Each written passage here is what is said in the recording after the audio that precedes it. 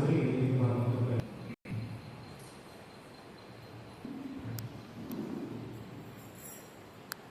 లోకాసు వార్త 12వ అధ్యాయం.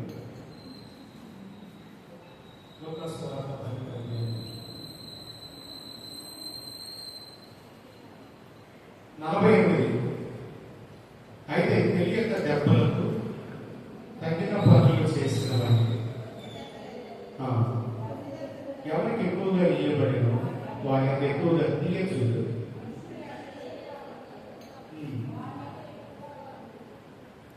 దేవుడు పరిశుద్ధ వచనంలో నుండి కావలసిన వర్తమాన వాక్యం ప్రభువుని యేసుక్రీస్తునామములో దయచేయండి.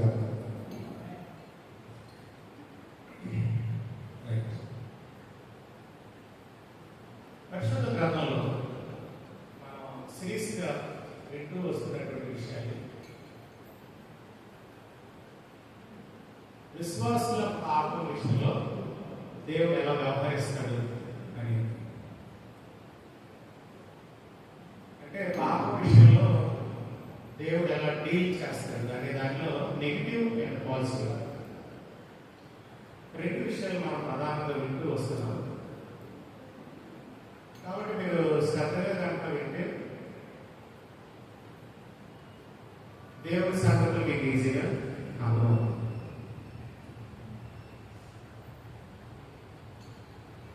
మొదటిది ఏంటంటే మనం తరచుగా కొద్ది కాలంగా మీతో చెప్తూ వస్తున్నాం వర్తమానం ఏంటంటే మన ప్రమేయం లేకుండానే మనం పాపులు అయ్యాము. ఓకేనండి. ఆదాము గర్భంలో మనం ఉన్నాం. ఆదాము అవిధేయత మనలో పాపులుగా చేసింది అనేది ప్రధానంగా చెప్పారు. ఒకరి అవిధేయత వలన అనేకులు పాపులుగా ఎలాగూ చేయబడిరో అని రాయబడి. కాబట్టి కడపటి ఆదాము యేసుక్రీస్తు ద్వారా ఆయన చేసినటువంటి పుణ్యకార్యం ద్వారా నీటి మూలంగా ఆత్మ మూలంగా జన్మించిన మనం పరిశుద్ధులమయ్యామని, పాపం మన మీద ప్రభుత్వం చేయదని, చనిపోయి వాడు పాప విముక్తుడని తీర్పు పొందాడని సవివరంగా చాలా కాలం ఈ విషయాలు మనం వింటూ వచ్చాం. అందుకే మనం పాపం చేసినందుకు పాపులు కాదు, పాపులు కనుకనే పాపం చేశాం అనే దాన్ని చెప్పాను. అయితే రెండో విషయం ఏం చెప్పబోతున్నానంటే, అంటే వరుసగా నేను చెప్తూ వస్తున్న విషయాలు. రెండోది ఏంటంటే దేవుడి వాక్యంలో ఇప్పుడు చాలా మంది ఈ ఉపదేశం వినేటప్పుడు ఏమంటారంటే, అయితే మీరు పాపం చేసిన పాపలు కాదా, మీరు పరలోకం నిత్య జీవం వెళ్ళిపోతారా అని అంటారు. బహుశా మీకు అటువంటి అనుభవాలు ఎదురై ఉండవు. ఎందుకంటే మీరు అంతగా వాక్యాన్ని పట్టించుకోరు కాబట్టి. ఏమంటే చీర గురించి అంత పట్టింపు వాక్యం దగ్గర మీకు ఉండదు. అర్థమవుతుందా? ప్రార్థన ఎలాగైంది, నేను బయటికి రాగానే ఒక సహోదరి అంటుంది, నేను చెప్పేసుకుంటున్నాను. ఏదో చెప్పాలని కాదు కానీ మీ చీరకాల చాలా బాగున్నాను అంటే మీకు ప్రార్థన అయినట్టే మీ సంభాషణ ఏంటి, మీ రంగు బాగుంది అని చెప్పుకోవడం. ఇది మన కథలు.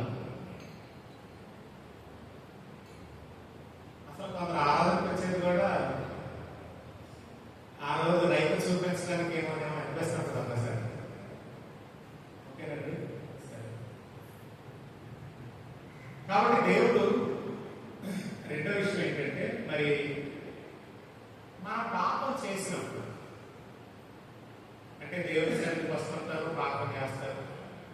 దేవుడి సన్నిధికి వస్తూనే మొత్తం మానవారు ఉంటారు.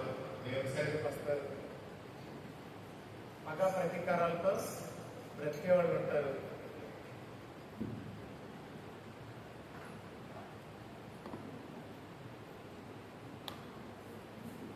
దేవుని సన్నిధికి రావటం అసలు ఏది మారదు, అన్నీ యథావిధిగా కొనసాగుతూనే ఉంటాయి కదా. మరి ఏంటంటే వీళ్ళు కూడా నిత్యజీవం వెళ్ళిపోతారంటే నేనేమంటానంటే నీ కడుపు అంటే ఏంటి, యేసుప్రభువు ఉదయించడం అని అన్నాను అనుకోండి. అప్పుడు అయితే మనం ఎలా జీవించినా పర్వాలేదా అనిపిస్తుంది మనం.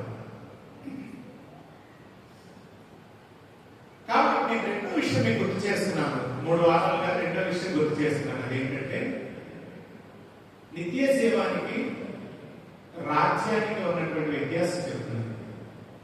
ఎవరికైనా గుర్తుందా? రాజ్యము, నిత్య జీవం. ఇది కృపాయుగం, ఓకేనండి. తర్వాత మనం ఏ యుగంలో ప్రవేశిస్తాం? మనం ప్రవేశించే యుగం ఏంటి? వేట పరిపాలన, అంతేనా? లేకపోతే డైరెక్ట్గా వెళ్ళిపోతారు పాలన?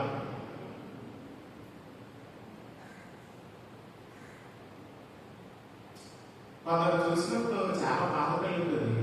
సన్నిధికి వస్తారు, అసలు ఏమి వినరు, అసలు కొందరు పట్టించుకోరు, కొందరు అర్థం చేసుకోరు. వాళ్ళు ఎందుకంటే మొక్కుబడి అన్నమాట. మొక్కుబడి తెలుసా? ఈరోజు ఆదివారం ఆరాధనకే అలా రాపాకండి దేవుని సన్నిధికి. దానివల్ల ప్రయోజనం ఏంటి చెప్పండి? ఏం చెప్తారు, ఏం నేర్చుకోవాలి, ఏం వినాలి అనేటట్టు ఉండాలి మీరు.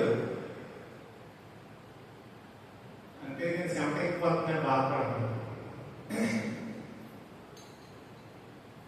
వాస్తవంగా ఫుల్గా గడిచిపోయింది నేను చెమటతో. ఎందుకంటే మా చర్చిలో కూడా నాకు ఫ్యాన్ లేదు, అందరం మనం ప్రస్తుతానికి ఇంకా ఫ్యాన్లు బిగించాలి.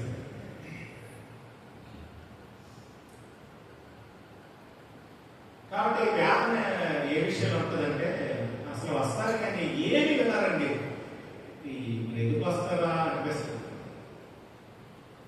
మా సహోదరి మెయిన్ మీరే, మీలో కొందరు అస్సలు సినిమాల్లో సీరియల్ చూడటానికి అలవాటు పడిపోయినట్టు వాకింగ్ కూడా ఎలాగైపోయింది, నవ్వించాలి. అది అలాంటి వాకింగ్ కావాలి ప్రజలకి. అంటే సినిమా సీరియల్ ఎలా ఉంటాయి అలా ఉంటారు వాకింగ్ కూడా. మా పొట్టి దోశలు వెళ్ళిపోయాడు పర్లేదు, వినండి, పరదేశకి వెళ్ళాడు. ఇప్పుడు విశ్వాసుల పాపంతో దేవుడు ఎలా డీల్ చేస్తాడనే దానిలో మన ప్రమేయం లేకుండా పాపం అయ్యో మొదటి ఆదంలో. కడపటి ఆదంలో యేసుక్రీస్తు వచ్చి తన రక్తం చేత విశ్వసించిన వారిని నీతిమంతులుగా తీర్చాడు. ఇక్కడ నువ్వు నీతిమంతులు అవడానికి నీ పుణ్యం ఏమీ లేదు, అక్కడ నువ్వు పాపి అవడానికి నీ పాపం కూడా ఏమీ లేదు. ఈ రెండు అర్థమయ్యాగా? అర్థమవో?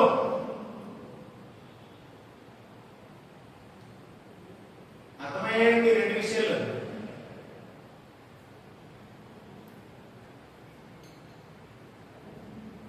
అయితే ఇప్పుడు మనం చెప్పేది ఏంటంటే 2 వారాల్లో ఒక విషయం చెప్తున్నాను.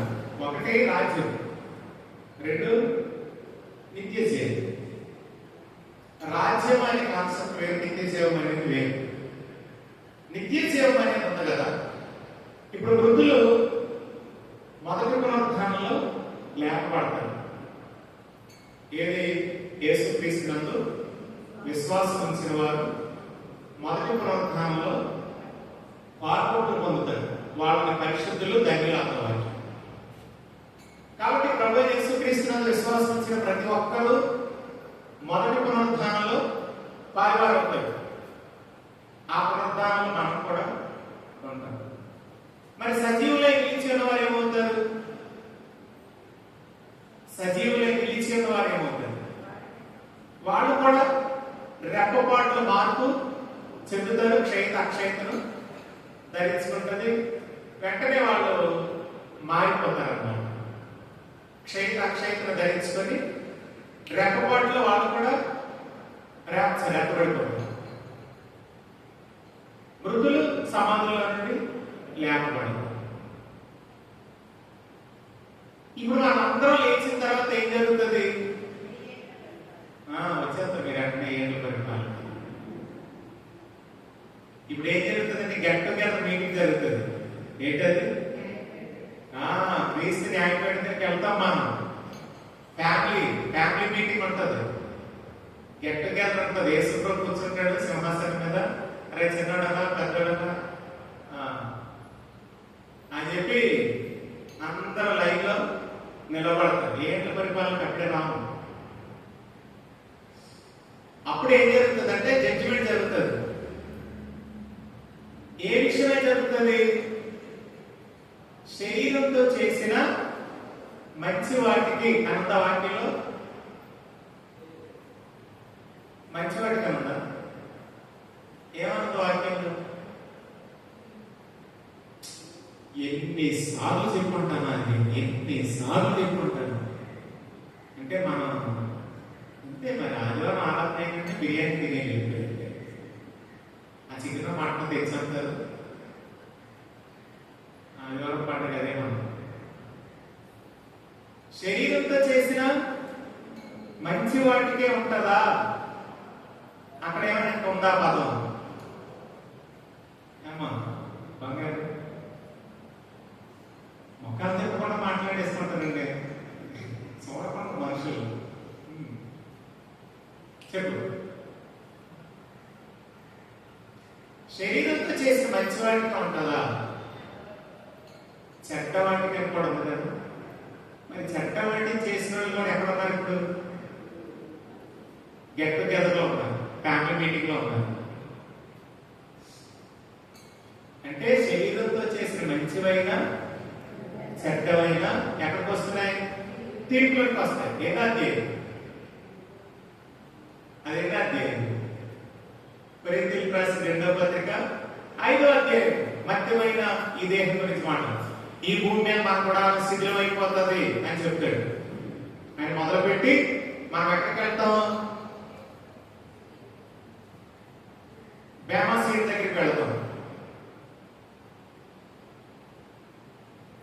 ఇప్పుడు అక్కడ శరీరంతో చేసిన మంచివి చెడ్డవి అన్నాడండి. అంటే బేమా సీట్ గెట్ టుగెదర్ లో మంచివి చేసిన వాళ్ళు మాత్రం అక్కడ ఉంటారు. అట్లా ఎవరున్నారు? మంచివైనా సరే చెడ్డవైనా సరే దేహంతో జరిగించిన వాటి ఫలము ప్రతి వాళ్ళు పొందినట్లు. అదేంటి? మనం దగ్గిలు పరిశుద్ధులు కదా, మొదటి పునరుద్ధానంలో పాల్గొనాలి. మరి చట్టం ఏంటి? దేవుడు శరీరంతో చేసిన పాపములకు దాన్ని దేవుడు ఎలా డీల్ చేస్తాడనే విషయం నేను చెప్తున్నాను. అర్థమవుతుందా వాక్యం మీకు? కనుక సంఘానికి వస్తూ మందు తాగి బ్యాచ్, సంఘానికి వస్తూ వ్యభిచారం, సంఘానికి వస్తూ దొంగతనాలు, సంఘానికి వస్తూ ఇక ఏది లేదు కొందరికి. చర్చి ఆ బతికే బతికిన వాళ్ళు ఉన్నారు. కాబట్టి క్రీస్తు న్యాయపీఠం దగ్గరికి మనం వెళ్ళినప్పుడు దేవుడు ఏం చేస్తాడు అని ఆలోచన చేస్తే, ఈ రివార్డ్స్ ఇచ్చిన తరువాత మనం 1000 ఏళ్ల పరిపాలన ఇక్కడ రావాలి ఈ భూమి మీద. ఓకేనండి? 1000 ఏళ్ల పరిపాలనకి ఈ భూమి మీదకి రావడానికి మునుపు అక్కడ న్యాయపీఠం దగ్గర కనబడదు. కనబడినప్పుడు అక్కడ ఏం చేస్తాడంటే మంచివి చెడ్డవి అనే క్రియలను బట్టి మనకు ఫలం ఉంటుంది. చెడ్డవాటికి ఏ ఫలం ఉంటుంది? మంచివాటికి ఏ ఫలం? మంచివాటికి కిరీటం, సింహాసనం, మహిమ,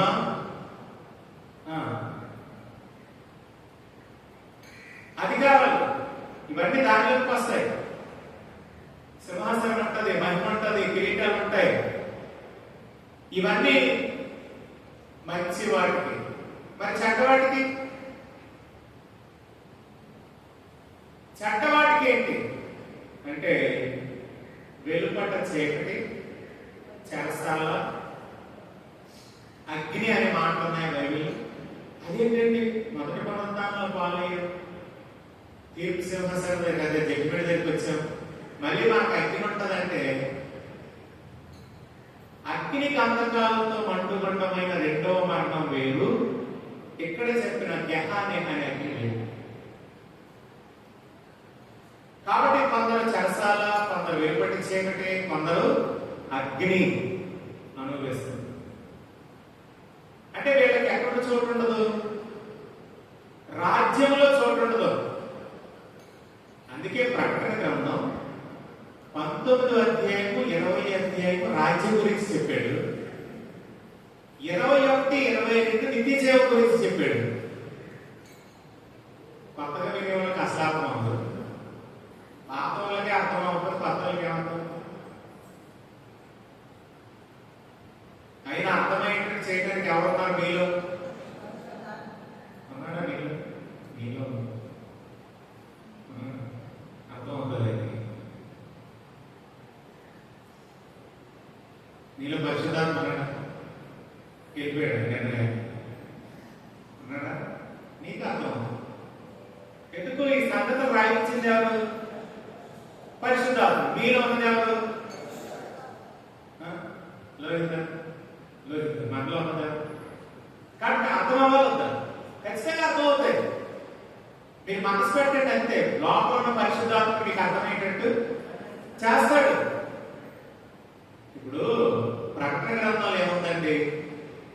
జయించువాడు ఉందా? జయించువాడు జయించువాడు జయించువాడు అనే 7 సంఘాలు ఉంది. కానీ జయించువాడు అని చెప్పినప్పుడు ఏముంది? వినుటకు చెవిగలవాడు వినుటగా ఉంది. అంటే వింటే ఏముంది? జయం. అసలు వినకపోతే ఏముంటుంది?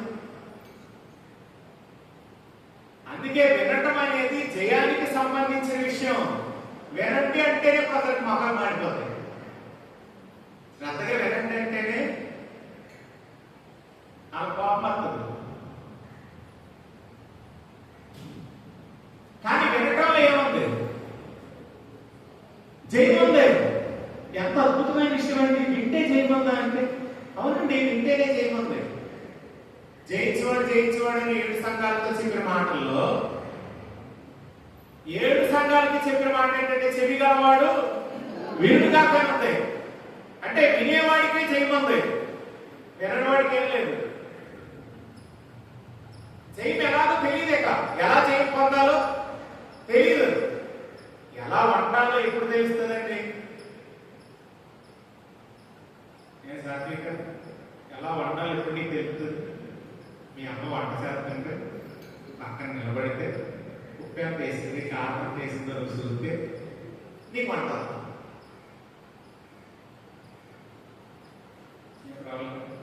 బిర్యానీ చేయలేదు. కానీ గుర్తుపట్టండి, ఎప్పుడు వస్తుంది? తండ్రి ఏమి చేయట కుమారుడు చూచునో కుమారుడు అదే చేయగలంది. కాబట్టి మనం ఆయన చేసేది విందాం. వింటే చూడగలుగుతాం, చూస్తే చేస్తాం. కానీ జయం ఎక్కడ ఉంది? మన ధనలక్ష్మి గారు జయం ఎక్కడ ఉంది? చరిత్రాసం దగ్గర ఉంది.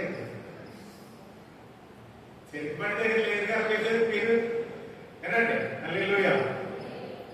పక్కన ధనా గారు, ఈ పక్కన ధనలక్ష్మి గారు, 2 దానాలు ఏకమైపోయాయి.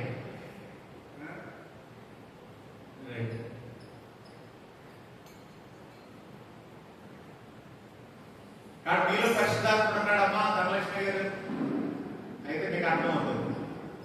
పరిశుద్ధాత్ముడు ఉంటే అర్థం అవుతుందంటే లేదని కాదు. నువ్వు రక్షణ పడినప్పుడే నీళ్ళు ఎవరున్నారు? కాబట్టి మీరు శ్రద్ధగా వింటే అర్థం అవుతుంది. అంటే పోతుంది ఆపరేట్ పాస్ గారు ఇంకా శ్రద్ధ అంటే ఆపేస్తుంది. ఓకే, నా టైం నాకు తెలుసు.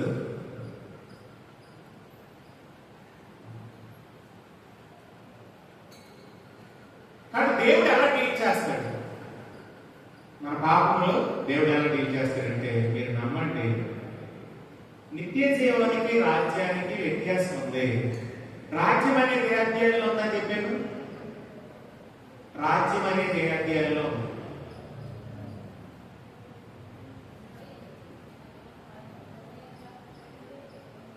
గట్టిగా అనండి ఏంటి?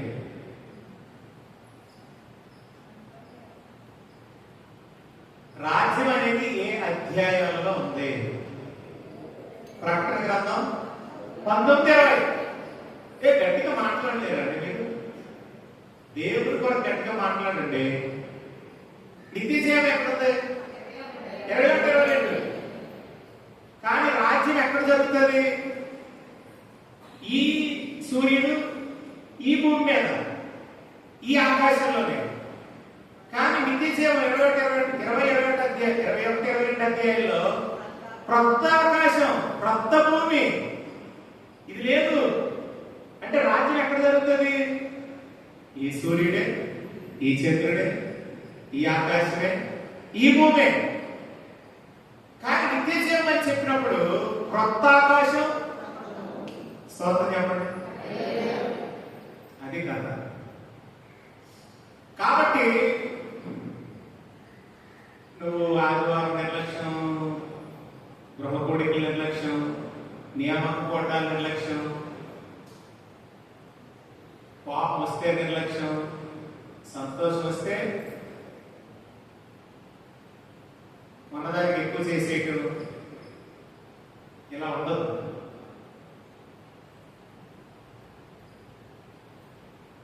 గ్రహం స్టెయిన్స్ చంపేశారు. గ్లెడిస్ స్టెయిన్ ఏమన్నా చెప్తారు? ఆస్ట్రేలియా మిషనరీ గ్రహం స్టెయిన్స్ చంపేస్తే తన భర్తని, గ్లెడిస్ ఏమందంటే వారిని క్షమించండి. మన ఎవరు ప్రవీణ్ పగడాలు గారు చనిపోతే తన భార్య ఏమంది? వారిని క్షమించండి. మనమైతే ఏం చేస్తాం? వాడు ఎవడో పట్టుకోండి, ఎఫ్ఐఆర్ నమోదు చేయండి, మక్కలు ఎరగొట్టండి అంటామా? మక్కలు ఎరగొట్టండి.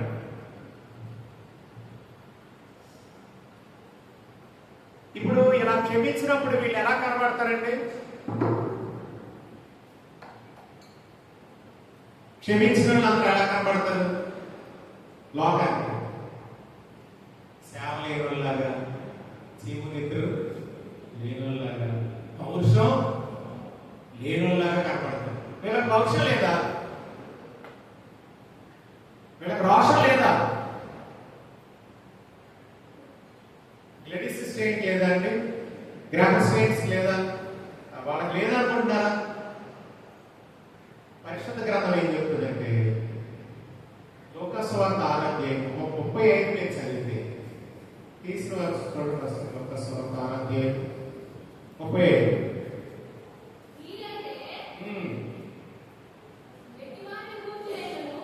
మీరైతే ఎట్టి వారిని గూర్చి అయినను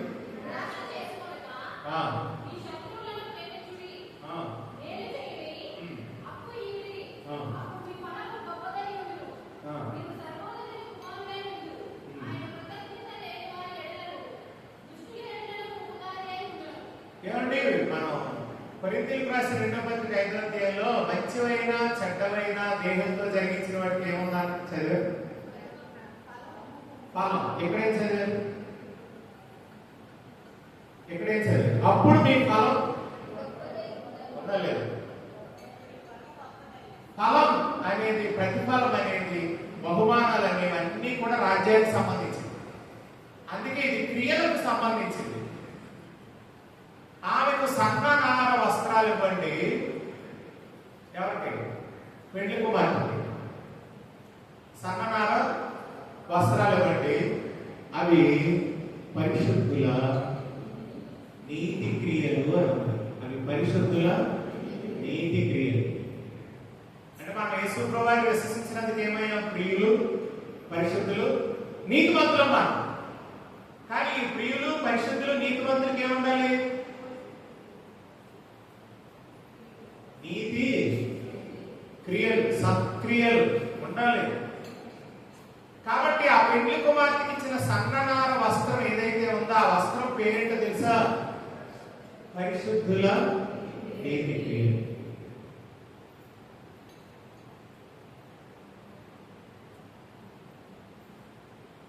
కాబట్టి దేవుని పరలోక ఈ సహస్రకాలం 1000 ఏళ్ల పరిపాలన ఈ భూమి మీద ఈ ఆకాశం దగ్గర ఏదైతే జరగబోతుందో ఆ రాజ్యంలో మనకి చోటు ఉండదు. ఇప్పుడు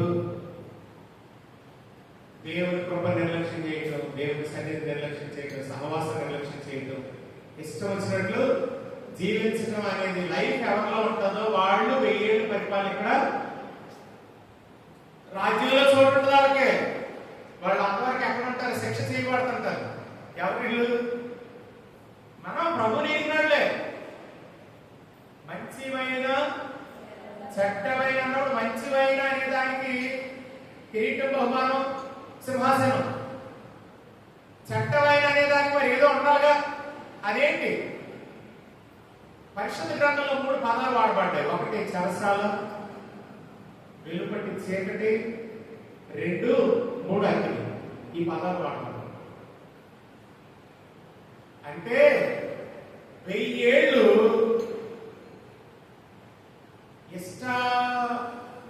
మనకి ఇష్టం వచ్చినట్లుగా జీవించే జీవితం ఏదైతే ఉందో లెక్క చేయకుండా వాటికి మనము శిక్ష చేయబడతాం. అప్పుడు ప్రత్యాకాశ తత్వం అంతా మళ్ళీ అందులోకి వెళ్తాం. దేవుడు అనాది కాలం ముందే వాగ్దానం చేశాడు మనకి నిత్య జీవం ఇస్తానని. నిత్య జీవం ఇవ్వకుండా ఉన్నాడు. ఈ 1000 ఏళ్ళు గడిచిన తర్వాత కడమృతులు బ్రతుకుతారు కదా, వాళ్ళ రెండో వాగ్దానం పొందిన రెండో వర్ణంలో పాల్పొందడం అంటే ఏంటంటే అగ్ని గంధకములతో మండు గుండం. అగ్ని సరస్సు అది వేరు, శిక్షలో ఉపయోగించే అగ్ని వేరు. గెహాని అనే మాట ఉంది. దానికి దీనికి కూడా వ్యత్యాసం. తన సహోదరుడు చూచి వ్యర్థుడా అనువాడు మహాసభకు, ద్రోహి అనువాడు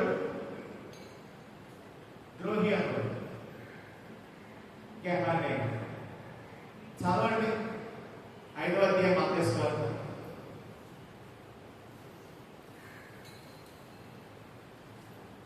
మత్తయి సువార్త 5వ అధ్యాయం.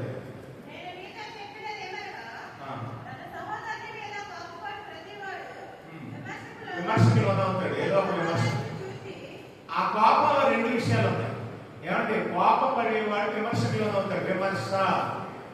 ఆ విమర్శలో 2 పదాలు వాడాడు. తొందరపడి, ద్రోహి. ఫస్ట్ ఏమన్నాడు? వ్యర్థుడా, యూజ్లెస్ ఫెలో అన్నాడు. వ్యర్థుడా అనేవాడు ఏమయ్యాడు? మహాసభ. ద్రోహి అనేవాడు ఈ నరకాగ్ని, ఆ నరకాగ్ని కాదు. అర్థమవుతుందా మీకు?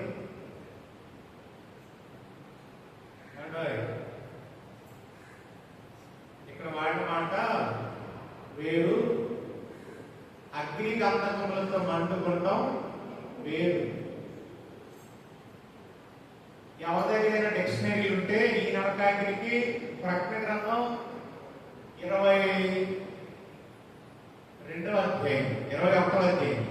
అధ్యాయంలో ఉన్న అగ్ని గంధకాలు టాలీ చేసి చూడండి. 2 కంప్లీట్ గా వేరు. హీబ్రూ బైబిల్ ఉన్నవాళ్ళు ఇంగ్లీష్ నుండి హీబ్రూ ట్రాన్స్లేట్ చేసుకొని మీ చదువును ఉపయోగించుకోండి. అప్పుడు మీ వాక్యం బాగా అర్థం అవుతుంది. లేకపోతే అమ్మాయి నేను నాకు అలాగనుకుంటే మన అందరం ఎక్కడికి వెళ్ళాలి? ఎన్నిసార్లు ఏమంటాం? ద్రోహి. ఎన్నిసార్లు ద్రోహి. ఇక యూజ్లెస్ ఫెలో అంటే అలవాటు పదం మనకి. అనే పదాలు మనకి అక్కడికి వచ్చేస్తుంటాయి. ఇలాంటి దేనికంట? మహాసభ. ఇప్పుడు ద్రోహి అన్నాడు ఎక్కడ పోయాడు? నరకాగ్నికే పోతే మనం ఎంతమంది ద్రోహులని ఉంటాం? కాబట్టి వాక్యం కొంచెం మనసు పెట్టి చదవండి. ఇక్కడ వాడిన గెహాని అనే నరకాగ్ని లేదు. ప్రకటన గ్రంథం 21వ అధ్యాయంలో ఉన్నటువంటి అగ్ని గంధకములతో మండుకోవడం అగ్ని సరస్సు, లావా, అది వేరు. అవకాశం దొరుకుతుంది కాక వచ్చే వారు వీలైతే మాట్లాడదామని చెప్పండి. చెప్పాలా కాబట్టి దేవుడు బిడ్డలారా, విశ్వాసుల పాపంతో దేవుడు ఎలా డీల్ చేస్తాడు అనేది సబ్జెక్ట్. నేను మొదట చేసిన ఉపదేశాలన్నీ వినేవారికి ఇది అర్థమవుతుంది. ఇప్పుడు వాడిన పదం కూడా అర్థం లేకపోతే అర్థం. కనుక ఎలా జీవించేసినా పర్వాలేదనే బోధ పాస్టర్ గారి దగ్గర ఉందని వాళ్ళందరూ ఇప్పుడు భ్రమలో ఉన్నారు. ఇప్పుడు ఏం చెప్పాను నేను అందరికి? ఎలా పడితే అలా జీవిస్తే ఉంది. ఇంతకీ మనం 6:30 చదివాం కదా లోకస్ వార్త. ఏమన్నా అక్కడ?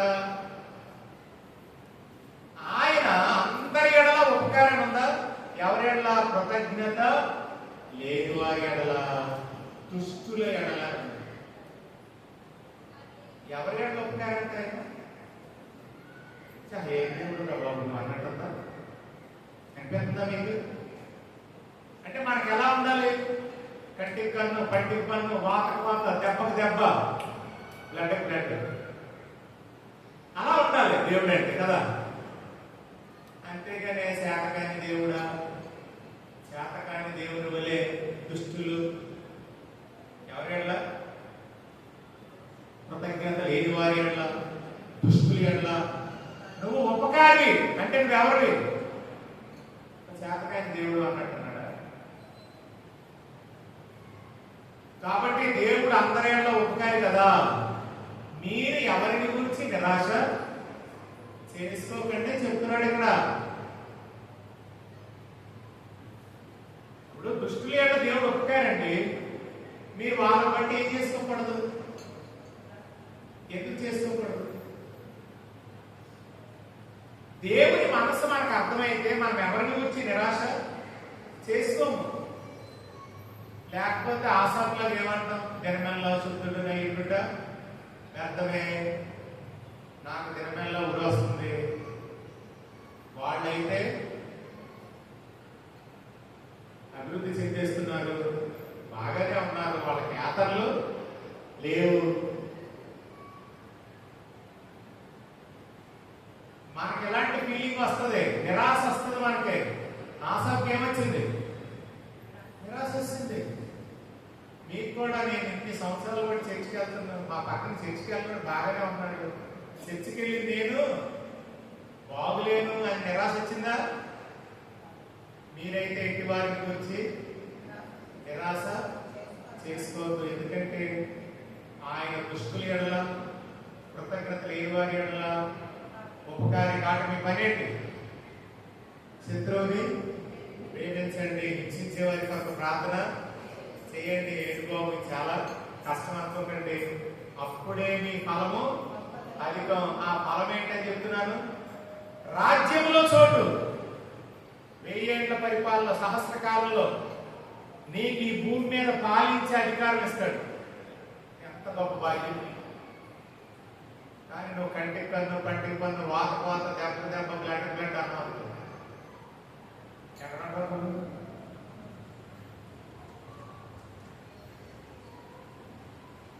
అప్పుడు నీ ఫలం గొప్పది అంటాడు దేవుడు. ఎంత మంచి బిడ్డవమ్మా, అసలు రక్తం చూస్తే రక్తం కళ్ళ చూసే బిడ్డలు, ఇప్పే నా సర్వోన్నతి నేను నా కుమారుడు అంటాడు. సర్వోన్నతిని కుమారులందరూ ఏం చేస్తారు? ఆయనలాగే ఆయన ఉంది కదా. అప్పుడు మీ ఫలం. కాబట్టి గుర్తుపెట్టుకోండి, దేవుడు మీకు పాప విషయంలో దేవుడికి ఎంత కోపం ఉందో మీరు ఎక్కడ చూస్తారో చెప్తారు? ఆ దృశ్యం ఎక్కడ చూస్తారో చెప్తారు? ఈ మాట చెప్తే ముగించేస్తారు. పాప విషయంలో దేవుడికి ఎంత ద్వేషం ఉందో ఎక్కడ చూస్తారు?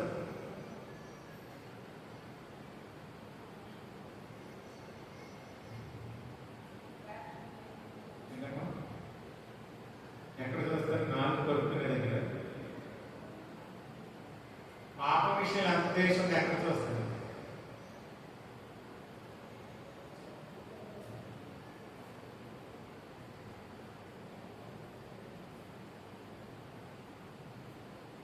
ఇంకా విషయంలో దేవుడికి ఎంత ద్వేషం ఉంటే ఎక్కడ చూస్తుంది? ఏదైనా మాట్లాడుతుంది లాటరీ అన్నా తీయదా? లాటరీ ఎత్తారు అలవాటు అంటారా?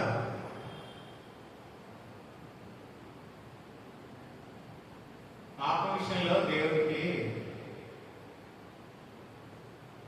అదంటే అంత అసహ్యమో ఎంత ద్వేషం అనేది ఎక్కడ చూస్తాం?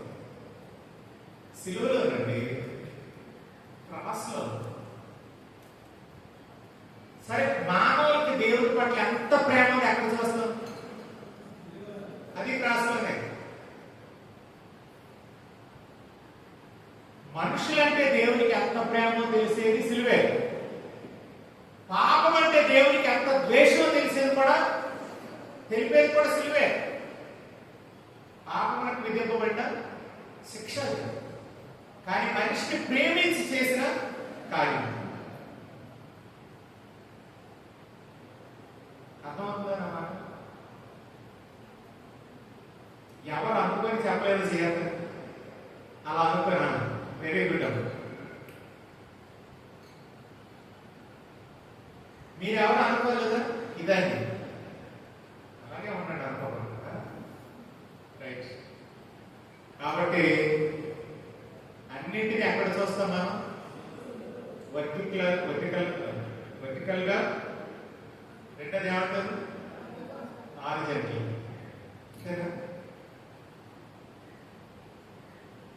కాబట్టి దేవుడు ప్రియులారా, దేవుడంటే పాప విషయంలో రాజీ పడేవాడేది కాదు. వాడికి పాపంటే ద్వేషం ఉండేది. కాబట్టి తన పరిశుద్ధత మీలో కనపడటానికి దేవుడు మనల్ని శిక్ష చేస్తాడు, పరిశుద్ధతను బయలుస్తాడు. ఈ సంగతులు మీకు అర్థమవుగాక, దేవుడి మాట మన ఇంట్లో వేయించుగాక.